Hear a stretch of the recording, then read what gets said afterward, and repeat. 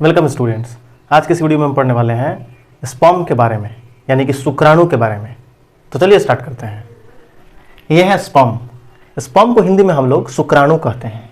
Okay, अब ये है स्पर्म का definition. Sperm is a male gamete. Sperm क्या है? स्पर्म मेल गैमेट है। मेल गैमेट मेल में पाया जाता है, लड़कों में। सेकंड है स्पर्म इज माइक्रोस्कोपिक, मतलब कि जो स्पर्म है वो माइक्रोस्कोपिक होता है। ये बहुत ही छोटा होता है और इसको हम लोग डायरेक्टली आंख से नहीं देख सकते हैं। जब भी ये देखेंगे तो माइक्रोस्कोप का मदद से। अगला पॉइंट है sperm consist head, neck, middle piece and tail.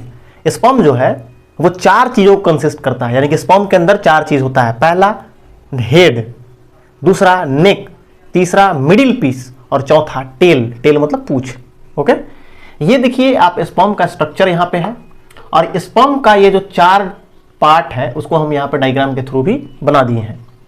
Sperm head है, ये नेक, मिडिल पीस और टेल। ओके, ये एक चार्ट बना दिए हैं। अब ये है इसका स्ट्रक्चर, फिगर। इसको पहले समझते हैं। यही होता है बेसिक स्पर्म का स्ट्रक्चर, बेसिक स्पर्म का डायग्राम। ऐसा ही फिगर होता है और स्पर्म भी ऐसा ही होता है। तो पहला नंबर में हम समझते हैं हेड, ये वाला पार्ट को हम लोग हेड कह रहे हैं, सिर, हेड। ये वाला पार्ट जो छोटा सा है उसको हम लोग नेक कह रहे हैं, गर्दन। ओके, मिडिल पीस, ये वाला पार्ट, ये जो देख रहे हो आप लोग यहां से यहां तक, ये है मिडिल पीस, मतलब बीच का भाग। और ये है लास्ट जो है ये टेल, पूंछ। ओके, अब इसमें कुछ और इंपॉर्टेंट चीज यहां पे इंडिकेट किया हुआ है, उसको समझते हैं। ये सबसे ऊपर में जो आप जो पॉइंट देख रहे हो ना, एक्रोसोम है। इसको हम लोग एक्रोसोम कहते हैं। क्या कहते हैं? एक्रोसोम। यही जो ये वाला पॉइंट आप जो देख रहे हो, ध्यान से देखिए, ये वाला, यही वाला जो ओवम होता है उसके अंदर इंटर करता है। ओवम हमारा कैसा होता है स्ट्रक्चर में?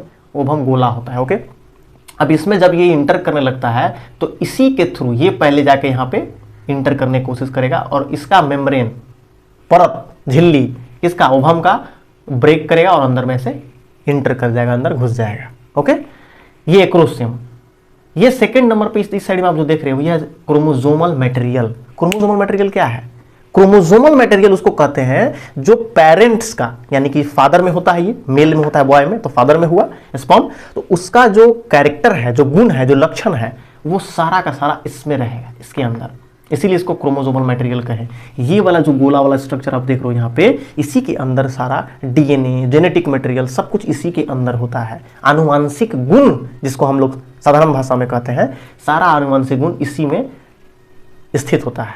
ओके, और ये ट्रांसफर हो जाएगा फिर इसमें, ओवम में, और फिर ओवम और स्पर्म दोनों मिल जाएगा और मिलने के बाद एक नया जाइगोट का निर्माण करेगा और उससे एक नया ऑर्गेनिज्म कुछ दिन के बाद बनेगा, डेवलपमेंट होगा। ओके, और वही इधर से गया क्या? स्पर्म। थे स्पर्म से फादर का कैरेक्टर है ना, लक्षण, गुण, और उधर से ओवम, तो ओवम यानी कि मदर का कैरेक्टर, मदर का 50% दोनों तरफ से जाता है। 50% फादर का गुण आता है और 50% मदर का, दोनों का कंबाइन होकर तब 100% होता है और एक बच्चे का निर्माण होता है। और बच्चे का दोनों उसके अंदर लक्षण आपको देखने के लिए मिलेगा, मदर का भी और फादर का भी। ओके, ये है माइटोकॉन्ड्रिया। माइटोकॉन्ड्रिया क्या है? वैसे भी हम लोग जानते हैं कि mitochondria power house of cell कहते हैं उसको, मतलब ऊर्जा का घर, ऊर्जा गृह के नाम से माइटोकॉन्ड्रिया जाना जाता है, क्योंकि ये ऊर्जा प्रदान करता है। किसको ऊर्जा प्रदान कर रहा है? कोशिका को, सेल को। तो यहाँ पे सेल कौन है? स्पर्म है। स्पर्म भी एक प्रकार का सेल ही है ना। तो यहाँ पे माइटोकॉन्ड्रिया बहुत सारा रहेगा और ये माइटोकॉन्ड्रिया ये मिडिल पीस में रहता है। और इसका काम क्या है? इसका खास काम यही है कि जो स्पर्म है उसको एनर्जी प्रोवाइड करना, ऊर्जा देना, क्योंकि बिना ऊर्जा के तो स्पर्म भी जिंदा नहीं रहेगा, मूव नहीं कर पाएगा, एक स्थान से दूसरे स्थान नहीं जा पाएगा, उसके लिए तो ऊर्जा चाहिए ना। तो ये माइटोकॉन्ड्रिया यहाँ पे स्थित होता है और इसको एनर्जी देता है। ओके, ये जो चारों टॉपिक है, चारों पार्ट है, उसको डिफाइन कर दिए हैं, उसके अंदर में डिटेल में उसके बारे में एक्सप्लेन कर दिए हैं। ये है हेड। पहला point, it is a flat and Oval. पहला पॉइंट है हेड का, it is flat and Oval. ये फ्लैट होता है मतलब चिपटा, और ओवल मतलब अंडाकार शेप में। तो है भी हेड, देख लीजिए यहाँ पे चिपटा है और अंडाकार शेप में है, गोला नहीं है ना, ऐसा गोला तो नहीं है, ओवल है, अंडाकार। सेकंड है इट कंटेन्स हाइड्रोलाइटिक एंजाइम। बहुत ही मजेदार चीज है, इसके अंदर ना एक खास प्रकार का एंजाइम पाया जाता है जिसको हम लोग हाइड्रोलाइटिक एंजाइम कहते हैं। अब ये हाइड्रोलाइटिक एंजाइम क्या है भाई, इसको समझिए। ये वैसा एंजाइम है जो जब ये इधर इंटर करेगा और इधर इंटर करने की कोशिश करने लगेगा तो इसके परत को गलाने में, ओके, उसको तोड़ने में हेल्प करता है हाइड्रोलाइटिक एंजाइम। इसके परत को, इस ओवम के लेयर को ब्रेक करेगा तब ना अंदर जाएगा। तो कौन ब्रेक करेगा, कौन हेल्प करता है, यही हाइड्रोलाइटिक एंजाइम। बहुत इंपॉर्टेंट रोल है इसका। अगर ये नहीं होगा तो स्पर्म कभी भी इसके अंदर इंटर ही नहीं कर पाएगा। बस समझ में आया। It also contain acrosome. Head के अंदर एक और चीज होता है एक्रोसोम, इसी का पार्ट है एक्रोसोम, सबसे ऊपर में जो होता है। Nucleus contain chromosomal material. ये न्यूक्लियस है।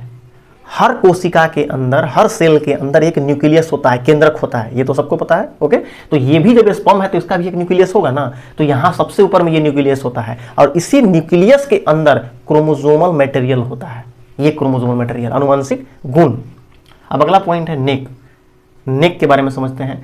It is short. नेक जो होता है वो बहुत शॉर्ट होता है, छोटा एकदम है भी। देखो यहाँ पे सबसे छोटा पार्ट यही है। हेड है यहाँ से यहाँ तक, इसके बाद मिडिल पीस यहाँ से यहाँ तक, टेल सबसे लंबा होता है और नेक जो है वो सबसे छोटा होता है। It contains 2 centriole, proximal and distal. ये जो नेक है ये 2 प्रकार के सेंट्रियोल्स को कंटेन करता है, पार्ट को। पहला को हम लोग बोलते हैं प्रॉक्सिमल और दूसरा को डिस्टल। क्या है proximal centriole? Help in first cleavage of zygote. Proximal centriole का काम क्या है भाई? तो उसका काम यह है कि जब जाइगोट का निर्माण हो जाएगा, स्पर्म ओवम जैसे ही मिल गया तो जाइगोट का निर्माण हो गया, उसके बाद ये प्रॉक्सिमल सेंट्रियोल क्या करेगा कि जो जाइगोट है उसको 2 से 4, 4 से 8 जैसे डिवाइड होगा ना सेल, तब ना सेल बड़ा होकर फिर नया चाइल्ड के रूप में कन्वर्ट होगा। तो पहला जाइगोट का पहला डिवीजन उसमें हेल्प करता है प्रॉक्सिमल सेंट्रियोल। ओके, और जो सेकंड है distal centriole, help in rise of filament of sperm.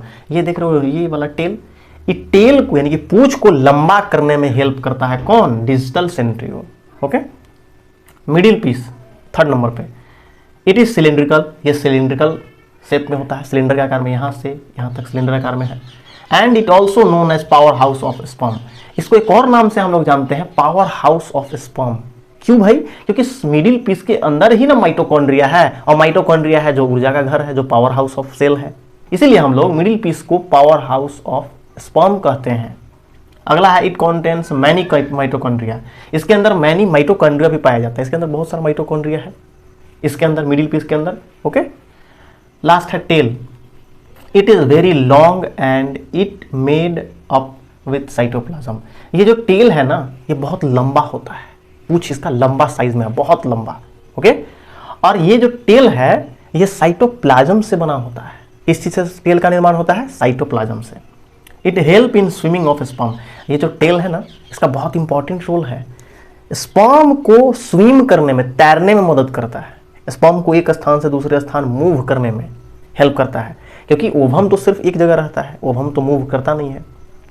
Sperm ही ना मेल के बॉडी से फीमेल के बॉडी में ट्रांसफर होगा, तो उसको जाने में समय लगेगा ना, और जाने में उसको कोई मदद करेगा तभी ना वो। तो वो ये टेल जो है वो मूव करने में मदद करता है। अच्छा, ये किस चीज़ में तैरता है?